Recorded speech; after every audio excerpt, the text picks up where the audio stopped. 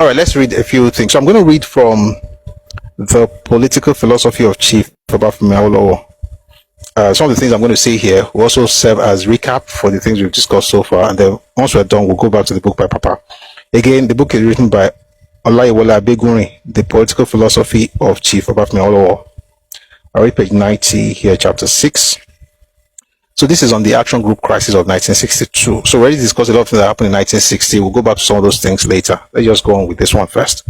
When Chief Awolowo left Western Nigerian politics for the House of Representatives as the leader of opposition, his deputy and successor, Chief Ladoke Akintola, became Western Nigeria Premier, much against his wish, and other party faithful who preferred Chief F.R.A. Williams or Chief Anthony Naoro or Chief Akanni Doherty. While the action group lost the 1959 federal election, which some observers regarded as being fixed or rigged, though it lost 16 federal constituency seats in the Yoruba area, which was 1/3 of the total number of Yoruba constituencies in the Western region. However, as a result of the loss of the federal election of 1959, Chief Awolowo became the leader of the opposition in the Federal House of Representatives.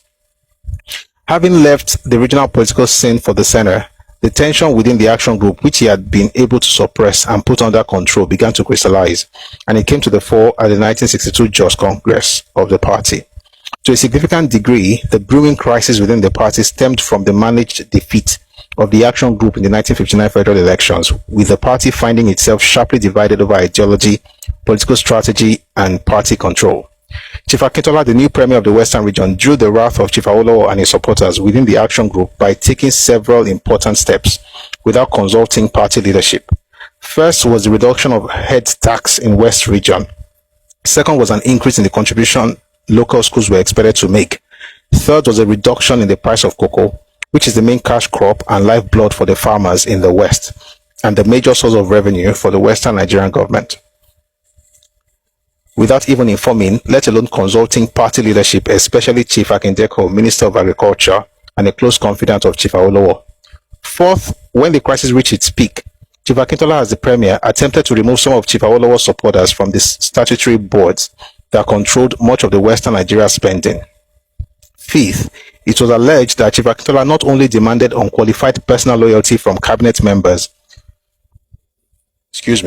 but also attempted to form his own political party and divert the party's 10% levy on the salaries of legislators from his division into a social fund. And lastly, Chiefs Awolowo and Akintola disagreed over the treatment of local real estate corporations, which has been a source of action group party finances. For example, Western Nigerian Development Corporation. As the action group approached its February 1962 annual congress in Jos, Plateau State, a crucial ideological showdown loomed between the radical and conservative factions of the party. Coinciding with these ideological divisions was a widening gulf within the party over its future political strategy. In articulating his liberal democratic socialism programs, Chief Awolowo sought to redesign rather than abandon the Federalist political strategy. He felt that had been blown apart in the elections of 1956 and 1959. However, alignment with the nation's ethnic minorities and the Talakawas, commoners in the north, would not suffice. Consequently, while he sought to exploit the growing disenchantment with the political elite or class, he quietly pursued progressive coalition with the NCNC to oppose the NPC, fraternizing with Dr. Nnamdi Azikiwe, who had other ideas. I think personally that was Papa's fault. With all due respect, of course.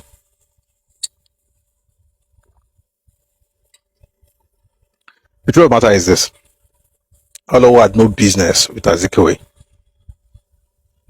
And in that matter, Akintola was right. At the same time, the conservative faction of the party, led by the premier, Chief Akintola, had determined that continued pursuit of national power was hopeless and instead decided to pursue a regionalist strategy. The regionalist school of thought favored a grand alliance among the AG, NCNC, and NPC, a status quo consociationalism that would recognize each region as the preserve of its ruling political party and divide up the spoils of federal power between. I want to read this slowly because I think it's actually the crux of the matter. So while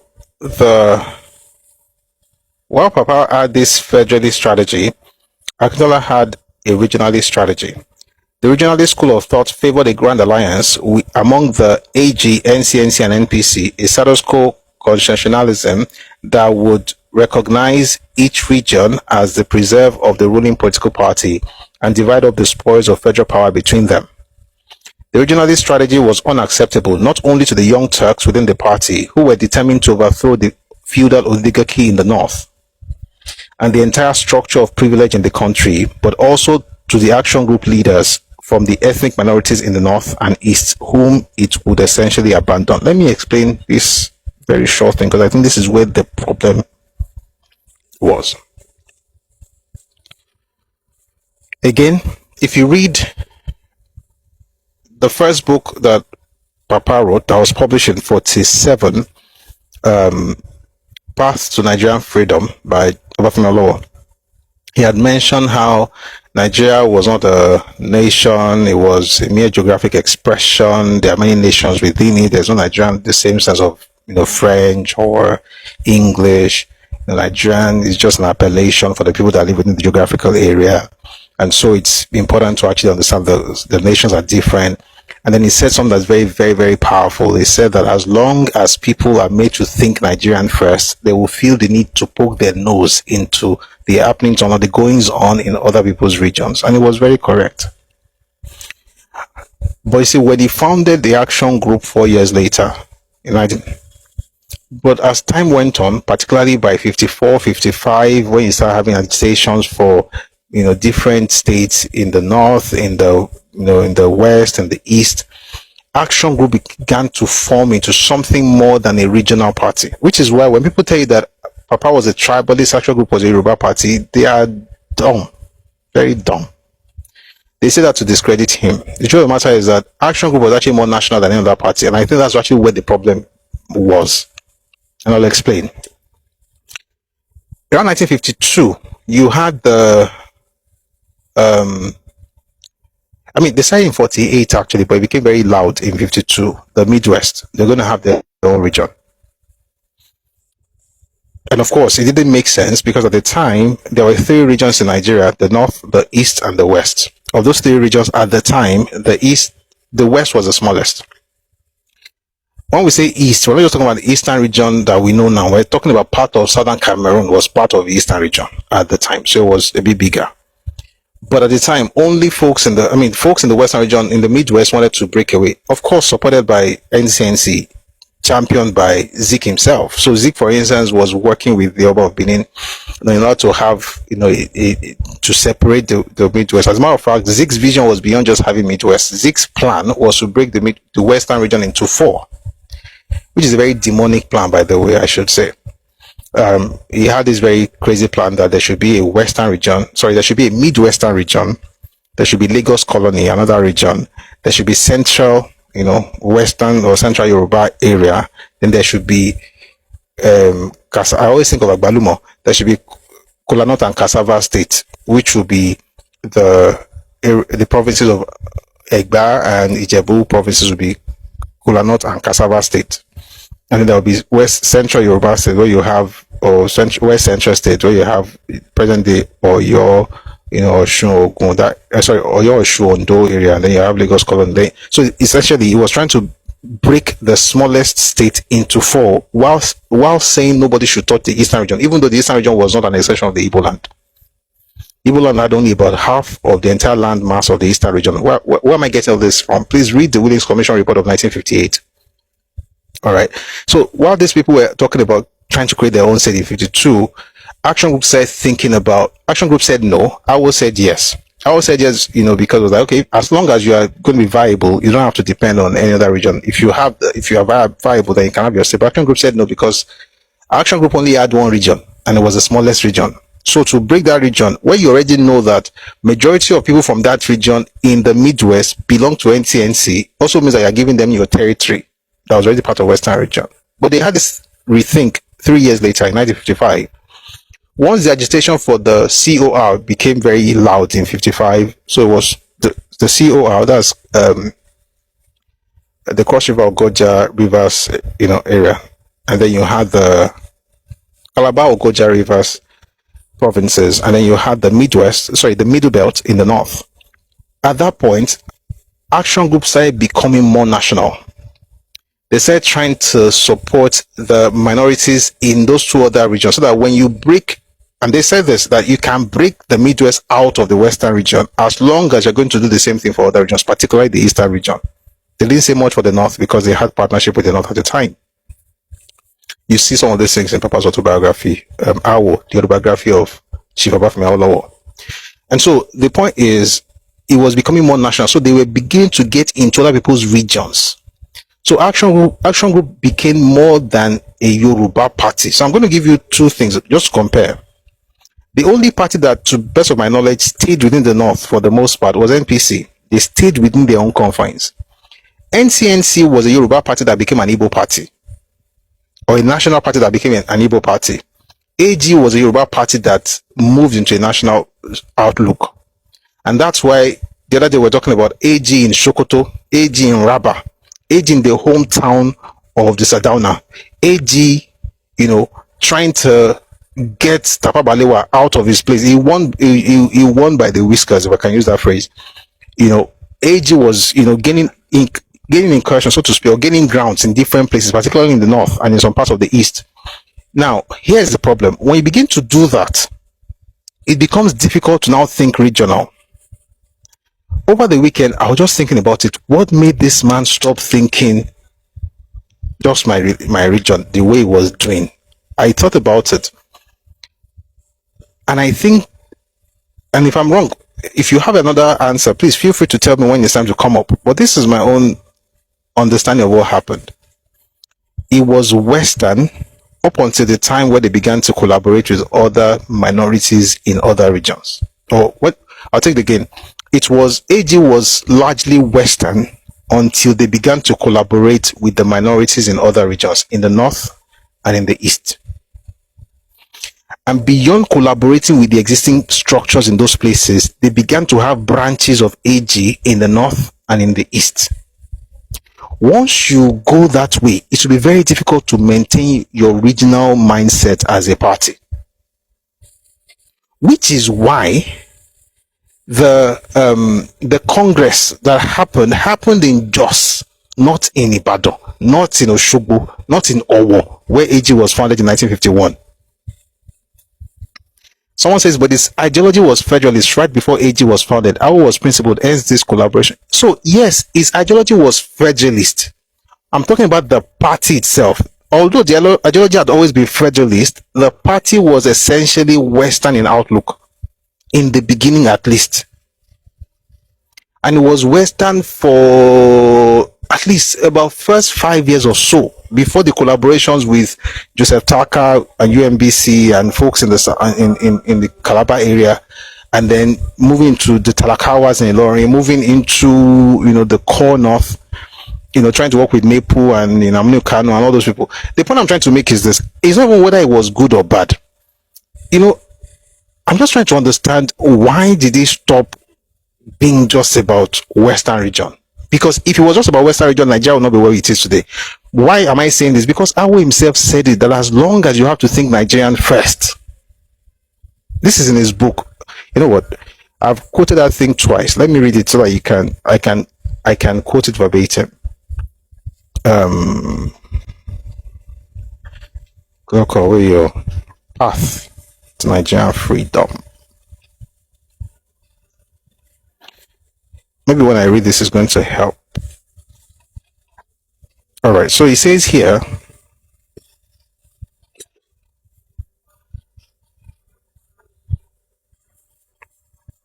so he was talking about how the North was different from the South, Yoruba was different from the Igbos. He said, for instance, here, he says,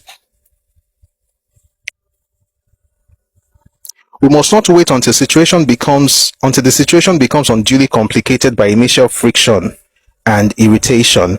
Already, there are enough signals to put us wise. This book was written in 1947, by the way. Strictly speaking, the political structure of any particular national group. So his federalism wasn't about, and I'll explain. There is a federalist ideology. Then the question is, was the party meant to be for the nation? Let me read a few more things. I think you're going to get what I'm saying. So it says here, strictly speaking, the political structure of any particular national group is primarily their own domestic concern. The others may criticize it in the same way as French and Russians may criticize the British Constitution, but they have no right to try to interfere effectively in the shaping or to bring about a drastic change in these constitutions. This is certainly not the correct attitude. But as long as every person in Nigeria is made to feel that he is a Nigerian first and a Yoruba or Hausa or Igbo next, each will, that is, must feel the need to poke his nose into the domestic issues of the others. The only thing on common interest to all Nigerians as such, and in which the yoke must be acceptable as that of any other, is the constitution of the central or federal government of Nigeria. The constitution of each national group is the sole concern of the members of that group. Now, in his defense, when he was mentioning national group, he was not talking about region, geographical region. He was talking about national group, ethnic nations. Awolowo's idea of federalism is not even Nigeria's. It was not what we had in the First Republic, or even before independence. What Awo wanted was to have ethno-linguistic states, not geographical regions, where you say north, west, and east. No, Yoruba state, Ibibio state, Hausa state, Tiv state, Birom state. In other words, the people are together based on ethnic identity, and so they will begin to be the ones to determine what happens within their own space based on their culture. They can write their own constitution, and nobody should have to go there and say, why are you doing like this? You can criticize it, but you can't determine for them. So here's the issue.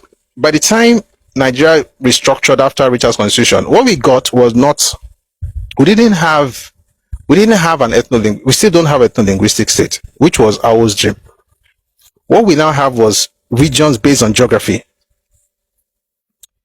And because of that, there are people, like minorities, who now have to bear the burden of being with the big guys who were trying to pull them down. For instance, let me give this example. 1958 Willings Commission report. The Western region was the only region that made a case for made a case for provinces that belong to it to leave and form their own region. As a matter of fact, there were three groups that made a case for Midwest in 1958. The Midwest.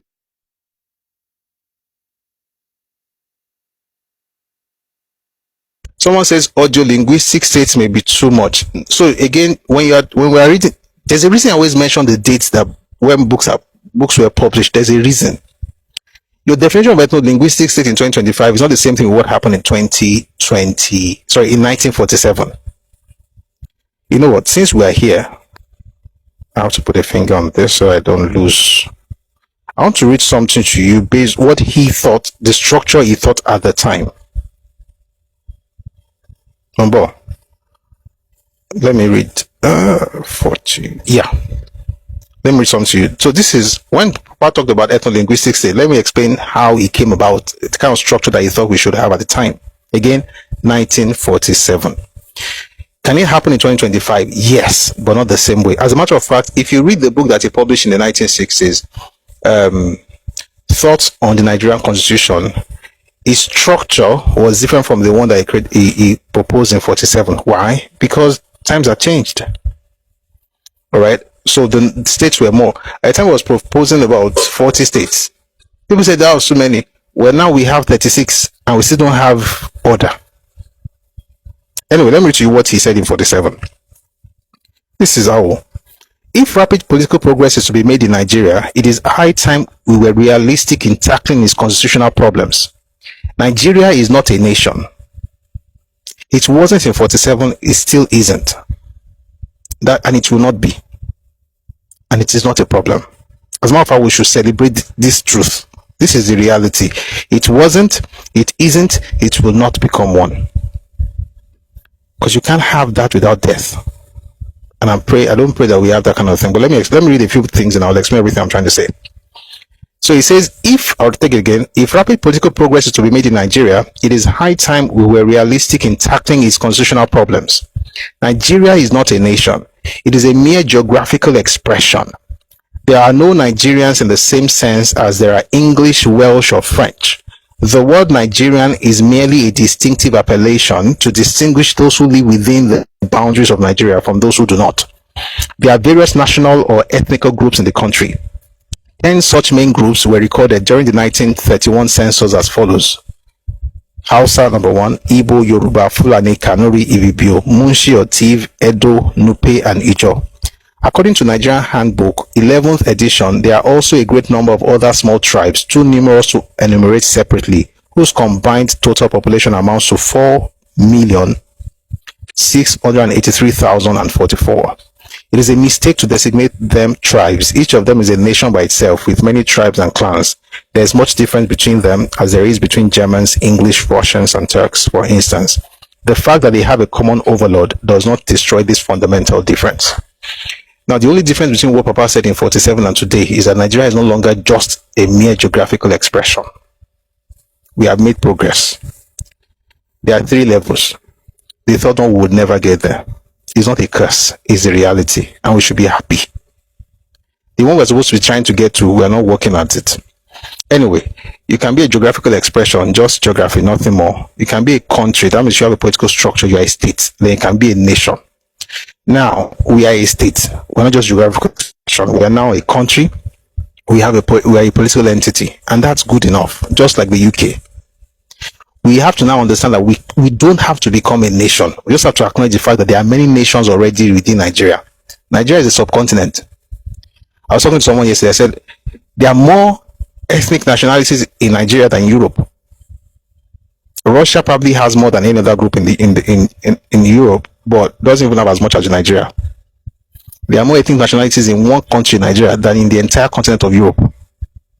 I don't say everybody's trying to shout, let us be Europe and be one. We have to have that mindset if we want Nigeria to grow. All right. Anyway, the point is the structure. I don't want to go into the structure that he thought we should have, but let me just recommend the book Thoughts on Nigerian Constitution. You'll find the kind of structure that he thought we should have. Anyway, the point I'm trying to make here is this: our thought that these groups are different, right? And everyone should be able to do whatever they wanted to do, and no group should think they have a say in the matters of the other group, especially as to do with their constitution. And I was saying that by 52, the Midwest thing came up. By 54, 55, you had the COR and Middle Belt. And then, in order to be able to work with them to get what they wanted, Action Group morphed or evolved into something more than a regional thing that was contained in Western region. At independence, the 3 major parties controlled the three regions respectively. Like NCNC was in the east, AG was in the west, MPC was in the north. MPC did not even make any qualms about it, even in the name, Northern People's Congress. Was just the English version of Mutanen Arewa, Jamia Mutanen Arewa, which they had that they started in May 1948 as a essentially cultural group. They just moved into political, and they just kept calling themselves like that, Northern People's Congress. They were just in the north. What I'm trying to make with all this Turenchi is that by the time you read, let me go back to what I was reading now. By the time you read what Abegunle Olayiwola is saying here, when he says the regionalist strategy was unacceptable not only to the young Turks within the party who were determined to overthrow the feudal oligarchy in the north, you begin to notice something fundamental has changed. The outlook of the party had changed from a regional party to a Nigeria-wide party that now feels the need to do something in different regions. And that's why they will talk about the oligarchy of the north. If you had an ethno-linguistic state, there's no business that a Yoruba man has with the oligarchy of the north. You may not like what I'm saying, but it's the truth. It's the truth. It may not sound nice because we should be able to fight for our friends and fight for people. Maybe I can support them, but I don't have to be directly involved. There will not be the need to have action group in the north. No, I know that in a perfect society, that's what we should have. Are we not all one Nigeria? That's why you notice that even though NCNC was one Nigeria, it was reduced to that although they still had inroads, they made inroads, of course, in Western region, right, here and there. They were particularly concentrated in the East because that was the reality of the time. I'm just trying to say this to say that perhaps, and you may not agree, it's fine. Perhaps Akintola was still locked into that regionalist structure. You may not like it, but I think it's realistic. However, you cannot be locked, it's realistic, but you cannot be locked into that structure after you have already entered the North. You have to get into that before you begin to enter North and enter East and say, I'm working with UMBC, I'm working with, I'm having AG in North. Because in 1953, this same Akintola was the one who went to the North to speak for AG in the North, in Kano. So if you wanted to have a regionalist Kini, it has to be before you begin to move. And why did they go to the North in 53? Because of the situation that happened in Lagos, where in the House of Representatives, Chief Akanni Doherty had moved the motion for independence of Nigeria in 1956, and the North was against it. And of course, they were pelted by people in the streets. And of course, people were sent to the North. Akintola was one of the people that, was one that led the charge. Again, was a fantastic speaker. He understood Hausa very well. He was a good Hausa speaker, a good Nupe speaker. He was very good. He was born in Mina. So he had gone to the North to do all of these things. That means that from the beginning, you guys have been, you've been trying to gain inroads. For me, listen, I'm just telling you my thoughts. When the time comes to come up, if you don't agree, it's okay. But this is what I think. I think that Akintola's stance was right, but the timing was wrong.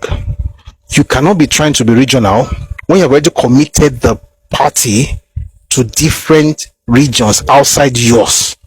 When even your party congress was held in Jos, as against Western region, there's a reason you are going to Jos. You are proving the point that you are for everybody.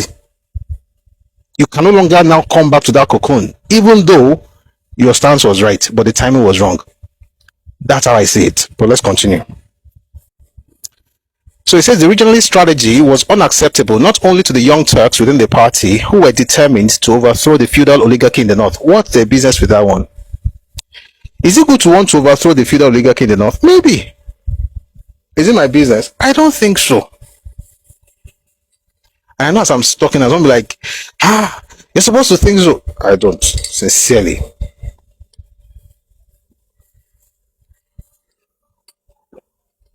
I don't think so. I think that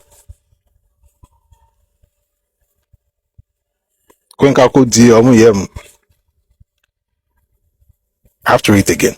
The regionalist strategy was unacceptable not only to the young Turks within the party who were determined to overthrow the feudal oligarchy in the North and the entire structure of privilege in the country, but also to the action group leaders from the ethnic minorities in the North and East, whom it would essentially abandon. That is the real issue. Why? Because they had already declared that they were AG, even though they were in the North. They wouldn't join NPC. They were AG, even though they were in the East. They wouldn't join NCNC. To now start something regionalist in nature in 1962 is to cancel out 9 years of work. Excuse me, which interestingly was led by this same person. However, here's the point. What Akintola wanted to achieve, he could only achieve if the party was regional. There are a lot of intrigues in this thing. And he mentioned something earlier, that the plan was to be able to have a grand alliance with AG, NCNC, and NPC so that they can all divide the spoils of federal power between them. That is why Awolowo and Akintola fought. Awolowo was thinking about breaking the hold of the northern oligarchy on the people, having everybody have access to free education and free healthcare and all this kini. What Akintola was thinking about was this: political power should be appropriated in such a way that every group will be able to get something from this. It's not so much about the people as it is about the fact that every region will have a share of the national cake. The way I said it right now, it sounds very bad. If you really think about it, I don't think it's bad. You know why? Because the region will still focus on what's happening in their region. But I think that's happened at the federal. It will not just be Igbo people feeling NPC with 70% of their people. You listened to the recording last week. You read the white paper. It's in Redomi Telegram, Redomi Global Telegram channel. How the Igbos took over everything. That's one of the reasons he was saying what he was saying. What am I doing here? I'm going to go to a point where I'm going to read the things that he did that are wrong. But I'd like to also first set a tone that doesn't demonize him totally, so that you can see where he's coming from. Even though what he did eventually was terrible. But at least we should understand where he's coming from, even if you don't agree. I hope we get it. Thus, while the progressive faction led by Chief Awolowo tried to woo the NCNC into a nationwide progressive coalition against the NPC, the conservative faction of the Action Group led by Chief Akintola sought an agreement with the NPC that would preserve the political status quo and secure for the Western region and its political class, mostly Chief Akintola supporters, a greater share of federal wealth and power. In other words, he was thinking more about the political class. I was thinking more about the people. With the political class, and I think with the political class, the political class can be taken care of by the federal, the people can be taken care of by the regional. I think both of them could have found a way, but it's easier said than done, I think. Consequently, the ideological rivalry between Chief Awolowo and Chief Akintola was transformed into a personality conflict, creating serious division within Western Nigeria. As a premier, Chief Akintola refused to accept Chief Awolowo's continued grip on and interference in the affairs of Western Nigerian government. According to Akanni Doherty, whose book we've been reading for a bit, a proud and ambitious politician, the new premier bitterly resented Chief Awolowo's insatiable desire to run the government, of which I am head from outside the cabinet. I'll take that slowly. Talking about Akintola, it says, a proud and ambitious politician, the new premier bitterly resented Chief Awolowo's insatiable desire to run the government, of which I am head from outside the cabinet. Who said that? Akintola. You know, I was on Facebook earlier today. I was posting a video, and somebody wrote a comment in one of our videos, and they said it's funny that neither of them ever said anything about this. Awolowo did not say anything about it. Akintola did not say anything about it, and I was like, they did now. They did. Awolowo wrote books on this. At least two explains. One explains what really happened right before the crisis, and then the other explains what happened after the crisis. The one that explained what happened before the crisis is Adventures in Power, Book 2, The Traverse of Democracy and the Rule of Law.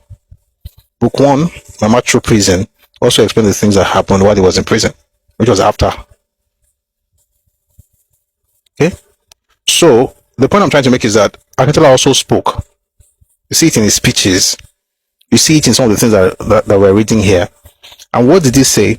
He says, Awolowo had this insatiable desire to run the government, of which I am head from outside the cabinet. Now, if you think about this, you may look at Awolowo and say he's a bad man. Why not just number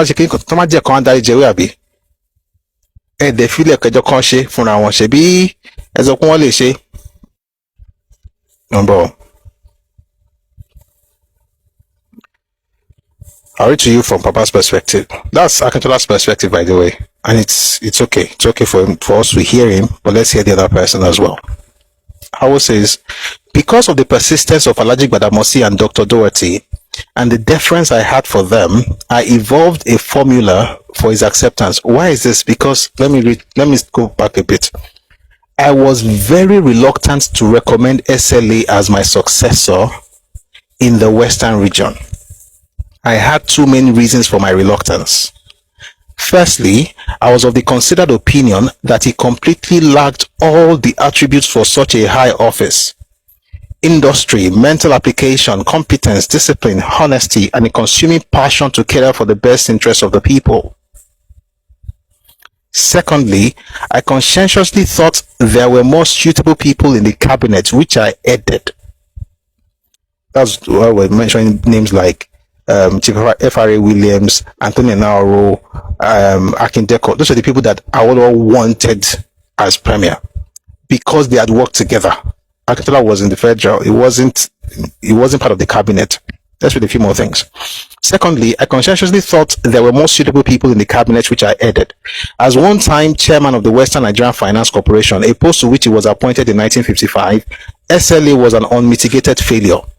Once, he was appointed as sole commissioner to inquire into the remunerations of chiefs and make recommendations within 3 months. After 6 or more months, SLA had conducted no inquiry and had made no recommendations. After I had invited him for a discussion on his tardiness and lack of performance, he interviewed 1 or 2 chiefs in Ondo province and submitted a report which covered a few pages of foolscap and was thoroughly worthless.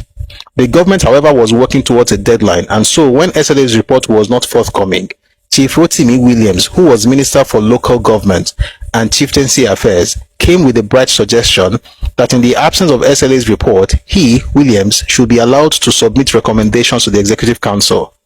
He would base such recommendations on the facts available in his ministry.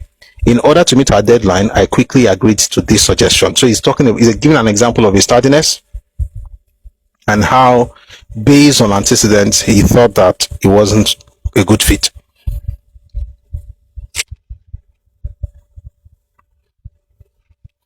Akintola no doubt knew of my reluctance to agree to the advice tendered to me by Alhaji S.O, Gbadamosi and Dr. Akanni Doherty. These are people for whom I had, and in the case of Alhaji Gbadamosi, still have great respect. But it took them more than 18 months before they succeeded in securing my concurrence. In other words, it took them about more than 18 months to convince Awo that Akintola was the right person. But it took them more than 18 months before they succeeded in securing my concurrence. In the course of the protracted lobbying, they no doubt reported to SLA the efforts they had been making. I gave them in strict confidence the 2 reasons which I stated above for not wanting him to succeed me. It was not unlikely that they had told him, without revealing the particulars, that I had grave objections to his candidature. Their only grounds for backing his candidature was that he was the deputy leader, and therefore the best qualified from the point of view of our party's constitution. Listen to this, because of the persistence of Alhaji Gbadamosi and Dr. Doherty and the deference I had for them, I evolved a formula for his acceptance which would in no way compromise my candid assessment of him. Accordingly, on 6 July 1959, I arranged a meeting in my house at Ibadan, to which the following 3 were invited: Chief S.L. Akintola, Alhaji S.O. Gbadamosi, and Chief Ladoke Akintola, who, by the way, at the time was still the secretary of the party. On 7 July 1959, I recorded the gist of what transpired. I already read the gist of what happened in that meeting. If you go to part 4, you see, we talked about it, but you find this, what I'm reading right now, you find it in the book, The Traverse of Democracy and the Rule of Law, Ventures in Power, Book 2 by Awolowo. Now, here's the point. Akintola says here that Awo had an insatiable desire to run government of which he was head from outside the cabinet. The truth is that Awo didn't even want him to be head at all. So what Awo was doing was to say, you know what, we're going to have him there because everybody is saying he should be there. We're going to create a structure that allows us to go with the flow of the party. And I even think that was wrong. They should never have allowed him. That thing that I don't want to do, you don't have to pay for it. Again, we are learning from these things. Again, that will happen in the election that brought in Alhaji S.O. Ojú àfọ̀fọ̀tán ìjà ló máa ń dálẹ̀. Ṣàkátà pààlà ń sítọ́. Tí o bá sọ lẹ́yìn Yorùbá, màá sọ lẹ́yìn Ìgbò later. I'll say it in English in a bit. Tí o bá rí wípé ẹni yìí o kò lè ṣe o nǹkan tó fẹ́ o, wàá fò síbẹ̀. It's not nice, so it's òwe Yorùbá, only nice coloring o. It's not from nice, so it's òwe Yorùbá. Ṣàkátà pààlà ń sítọ́. Like if you're going to speed, you do it well. Anyway, you do it at once or whatever, or a totality. The point I'm trying to make is, imagine for a second, let me just say it in English. Imagine for a second that a governor in Lagos State comes up with a different idea how he thinks the government should run. Good or bad, whatever it is, he has this fantastic, brilliant idea apart from the blueprint that was designed by President Tinubu when he was governor.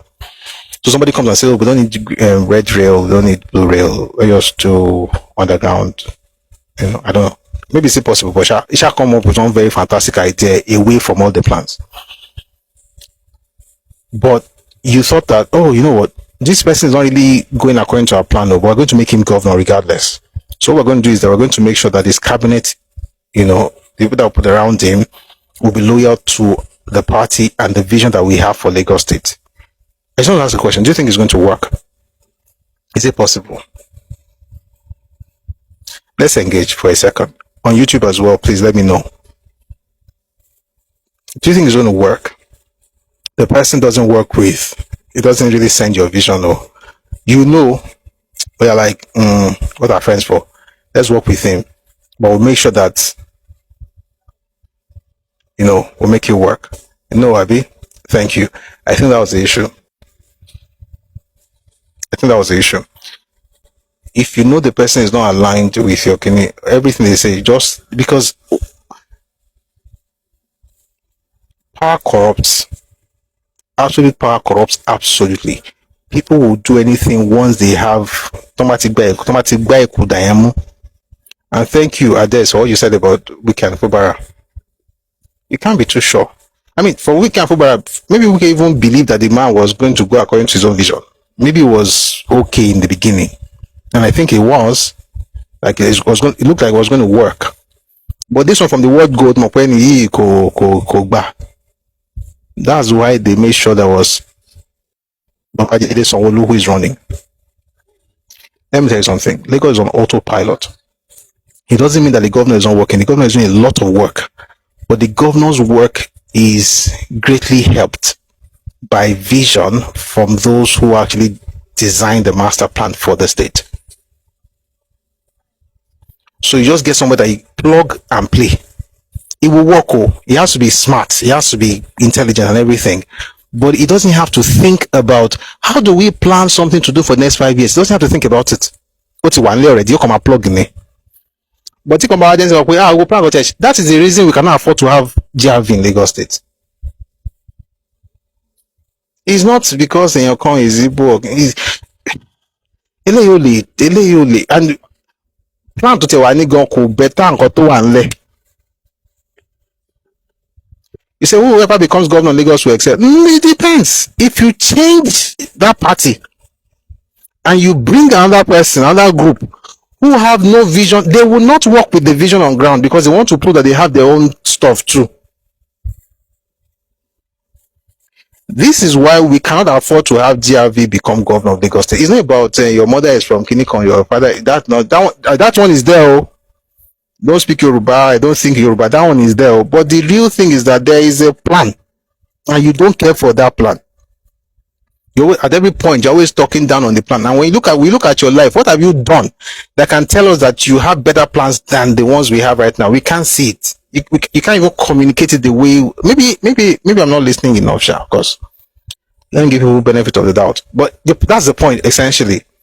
So if you derail from that thing, or you bring a person who has a different vision, when I was younger, my mentor back in the day, this was years ago, he used to say, there cannot be two visions in a place. It becomes division, it's division. So you have two people trying to run the thing. That's what happened between Akintola and Awolowo. They should not have allowed him to become premier in the first place. Why? Because Awo already said no. It took him about more than 18 months to be convinced. So the structure they created was that, listen, the ministers, who you call commissioners right now, the ministers that worked with him will also work with Akintola. If you read this book, let me recommend the book. You can find it on Read Me Books, by the way. This book, A Biography and Postscript, Chief Ladoke Akintola in the Eyes of History by Honorable Femi Kehinde. If you read this book, you understand that the way the intrigues, the way they managed the finances of the region, he didn't understand it. He didn't get it. Not because he couldn't get it, but because what he say, when he came with a different idea on how to operate NIPC, the Party Development Corporation. He had a different idea on how to do it, and all his great ideas eventually scattered everything on it. Cause could plug in. Is it his fault? I don't even think it's his fault. They should not have allowed him at all. That's my own. Somebody says, who did Awolowo think was the best person to succeed him? I already mentioned. He mentioned three. F.R.A. Williams, Anthony Nauro, and one person. Let me see if I can find the name of the person. Akanni Doherty, who was the Minister of Agriculture at the time. Those are the people. He was thinking of somebody that is in the cabinet. Someone that they had worked together. Akintola was not in there. For instance, the way they ran the, it's still part of the session. When the British was investigating to see how these people were running their party, Action Group had the best finance, structure, right? The party was well financed, but it was because they had done some underground work. And the funny thing, Awo wrote about it. He wrote about it.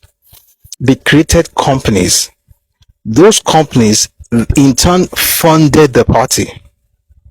The heads of those companies were leaders of the party. Proceeds from the company, the profits from the company were used to fund the party. So the party was well funded. The money the party was using, in some cases, to come from the banks where the government had interest. They had to make it secular to ensure that there was no hanky-panky. And they had invested to the point where, even when, if you read the book I mentioned earlier, people were complaining that they don't have, they have only, they borrowed a lot of money from the government, but they had not paid so much. They were owing about £6 million at the time. They now said, he was criticizing them. He himself was criticizing them. Then he now said, but if you look at the assets they had, it was more than the debt they owned.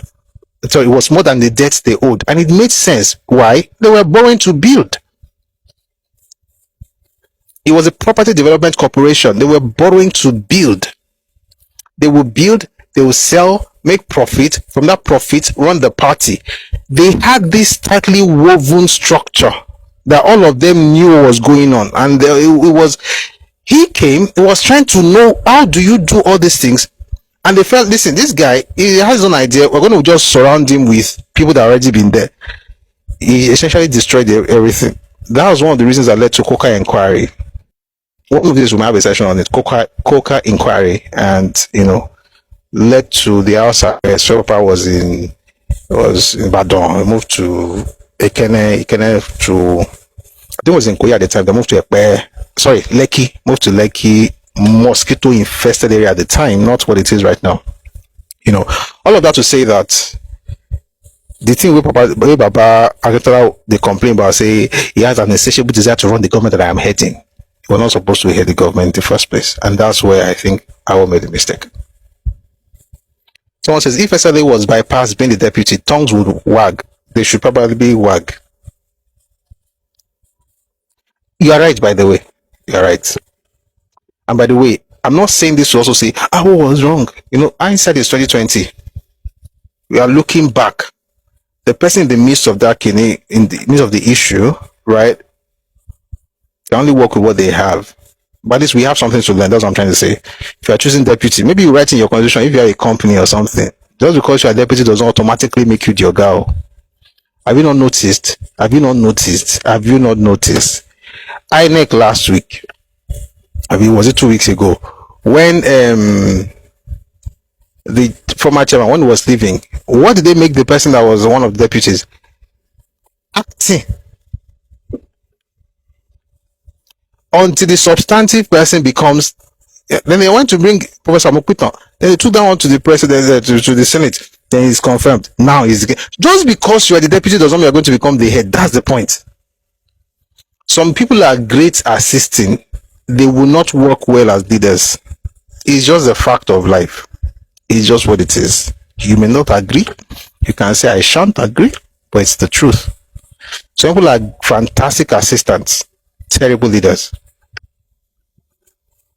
Again, these are things that we can also use in our own companies, right? So it's not just history for history's sake. Just because the person is my assistant does not mean he has to take over when you are done. He may not be caught out to, for leading in that sense. And we've seen that happen before. We've also seen great assistants become leaders, but we've seen great assistants not be more than great assistants.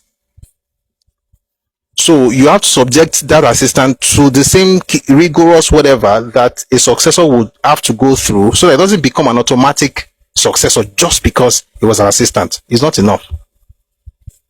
That's what happened in INEC. That woman, I think, I'm not even sure she was there for 1 week. Why? She was acting. Kuma Kile Magbofo. But you are right. If I would not put SLA there, they say, but he's your deputy now. How will we now do that? He's your deputy. If he's your deputy, then you should be able to lead. That's why if you are starting something right inside your constitution, being deputy does not automatically make you successor. You should write it there. That's a lesson that we can learn. All right. Let's go back to the book by Abeguni. We'll come back to this one at some point.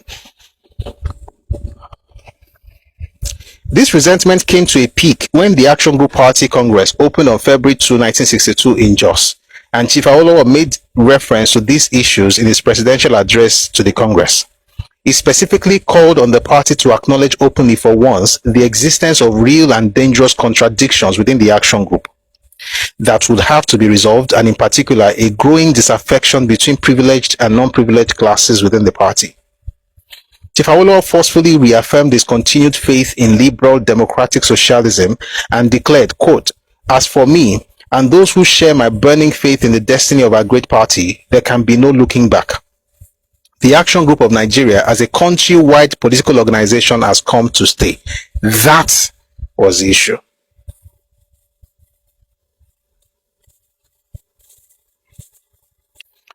Dr. Badru says, remember the argument in favor of Enesikoli is a different argument though.